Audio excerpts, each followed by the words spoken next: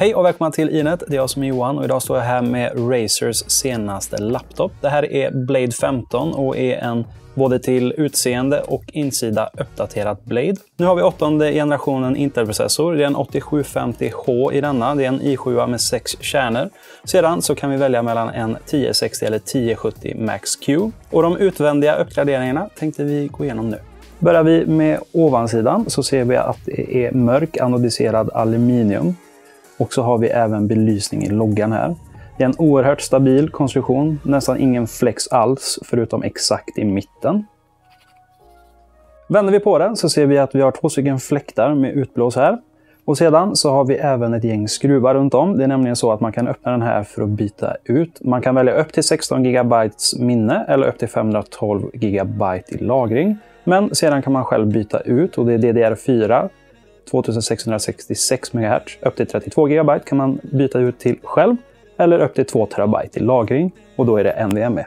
Kikar vi på framsidan där man öppnar så ser vi att det är en lite kantigare design den här gången och en oerhört slimmad design. Den är bara 16,8 mm tjock och väger strax över 2 kilo. Och när det är så extremt slimmade mått så blir de ju lite varmare och lite mer högljudda, men det är ju inte särskilt ovanligt när det gäller gaming laptops. Och här på vänstersidan så har vi vår 3,5 mm ljud- och mikrofonkombo. Vi har dubbla USB-A och de här har ju den här gröna som Razer brukar ha på sina laptops. Och sedan längst bort så har vi strömanslutningen. Den här strömanslutningen är Razers egna version. Den är vändbar och känns väldigt stabil.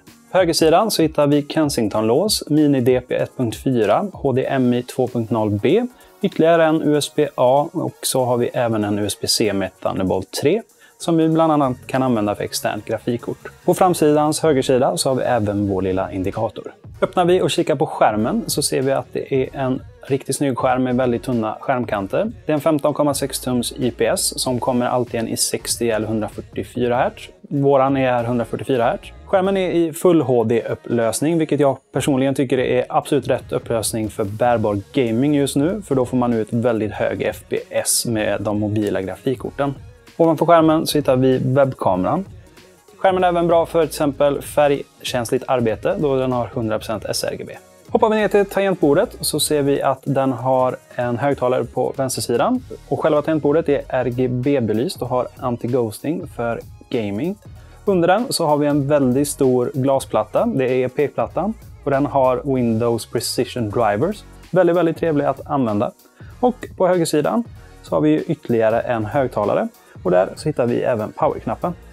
Hela undersidan är en unibody design och Razer har gjort ett väldigt bra jobb med stabiliteten. För att vara så extremt tunt chassi så är det otroligt stabilt och sviktar egentligen inte alls. Ja, och det var Razer Blade 15, en riktigt slimmad och i mitt tycke väldigt snygg gaming-laptop. Hade man inte känt till Razer-loggan så kanske man hade trott att det var en helt vanlig modern Ultrabook. Men i den här sitter ju gott om kraft.